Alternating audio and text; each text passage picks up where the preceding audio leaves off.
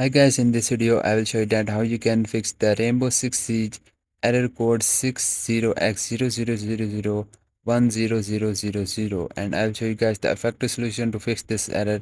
So first thing you need to do is you can go to the Windows search and type here the ncpa.cpl. So once you type this setting will appear on the top, so you can just click on that. And here you will see your Wi-Fi or your Ethernet. Right click on your connection and now here click on the properties. So once you open its properties, here you need to just select your internet protocol version 4 you are seeing here, and just click on that and highlight this, and then just click on the properties.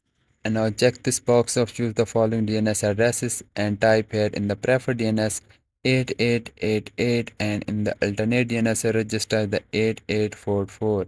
After that, this is the best Google DNS server provided by the Google. Click on the OK to save the changes, then close it and just restart your PC, and after the restart your problem is fixed. And let's say if your problem is not fixed, then you can just try the verifying the integrity of the game files, and if this still does not fix your issue, then you can try repairing your library of your Steam games.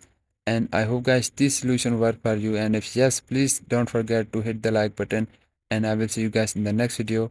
Bye bye.